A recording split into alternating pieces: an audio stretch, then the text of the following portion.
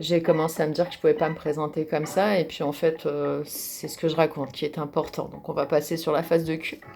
Et on va continuer sur le conflit. Vous m'avez demandé de creuser, alors vous n'avez pas été très nombreux à répondre au sondage, mais c'est un début. Et tout le monde a souhaité que je creuse. Donc je vais creuser. Le but, c'est de vous aider lorsque vous êtes en conflit, ou qu'un conflit apparaît dans votre vie. On a vu hier qu'il y a plusieurs types de conflits. Le conflit professionnel et le conflit privé. Donc le conflit professionnel, à moins que tu ne sois impliqué personnellement, avec ta hiérarchie par exemple, ce qui revient à un conflit privé, personnel. Le conflit inter-entreprise, je m'en occupe pas. C'est pas dans mes compétences pour l'instant. Ce qui m'intéresse, c'est de parler de vos conflits privés, de vos conflits avec autrui ou de vos conflits envers vous-même.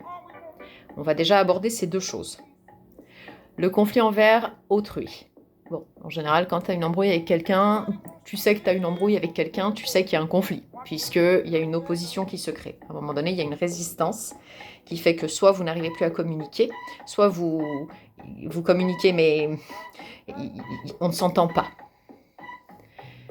Alors la première des choses, c'est que déjà, pour sortir du conflit, il faut le vouloir. Parce que si le conflit est une manière pour toi d'envisager la vie ou d'envisager la relation, je peux rien faire pour toi. Personne ne pourra rien faire pour toi. C'est personnel et c'est à nous-mêmes d'être en capacité de se remettre en question, déjà pour se demander si vraiment le conflit est nécessaire ou si on peut en sortir. Parce que si tu le veux, il y a toujours une porte de sortie au conflit, mais vraiment toujours. Sauf quand on implique un tiers, encore une fois. Mais on va parler de soi-même. Le conflit avec un tiers, déjà, il va falloir analyser ce qui se passe. Comprendre ce qui se passe. Et pour ça, t'en as pas toujours la capacité. T'es dans tes émotions. C'est toi qui es dans le conflit, donc la vue d'ensemble, tu ne l'as pas. T'es dedans. On a souvent besoin d'une aide extérieure pour réussir à poser les choses et comprendre ce qui se passe. Je peux t'aider là-dedans si tu veux qu'on en parle. Qu'est-ce qui se passe réellement? Au-delà de ce que tu ressens, au-delà de ce que l'autre ressent, qu'est-ce qui se passe? Une fois qu'on a réussi à comprendre ce qui se passait et où était vraiment le fond du problème, parce que dans un conflit, en général, il y a quelque chose qui fait éclater le conflit, mais souvent il y a un élément sous-jacent qui a déclenché le conflit, et c'est pas toujours ce qu'on croit. Donc on va déjà essayer de remonter à la source pour trouver l'origine du conflit. Ensuite, on va essayer de faire abstraction des émotions. C'est nécessaire.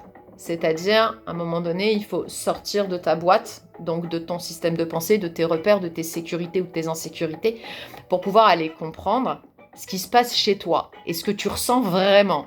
Est-ce qu'il y a vraiment un danger? Est-ce qu'il y a vraiment des raisons d'être en colère? Ou est-ce que ça ne fait partie que de tes repères à toi?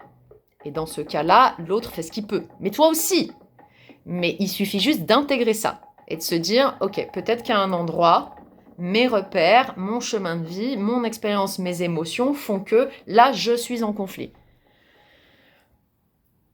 Donc, on sort des émotions, on sort du mental, et là, on peut commencer à avoir une vision plus claire des éléments.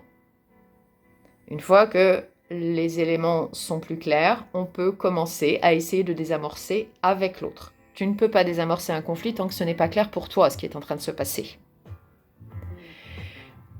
Admettons en plus, tu es toute seule en conflit, l'autre fait en sorte de te sortir du conflit. Si toi-même t'as pas compris ce qui se passait, tu ne pourras pas, quand bien même l'autre fera preuve de volonté, tu vas rester bloqué. Donc c'est là que ça se joue en fait. C'est désamorcer dès le début, en toi. Une fois que en toi tu as compris ce qui se passait, où étaient tes émotions, pourquoi tu ressentais ça, qu'est-ce qui fait qu'aujourd'hui t'en es là, on peut aller chercher l'autre. Et attention, parce que même dans le fait d'aller chercher l'autre, après, il va y avoir des méthodes de communication à mettre en place qui ne sont pas forcément celles dont tu as l'habitude pour pouvoir être le plus neutre possible dans l'expression de tes ressentis, de tes émotions, de tes sentiments et surtout dans ce que tu aimerais construire après cette crise-là. On s'arrête là pour aujourd'hui sur le conflit avec autrui et je reviendrai vous parler du conflit envers soi-même ainsi que de comment, une fois qu'on implique l'autre, communiquer avec lui.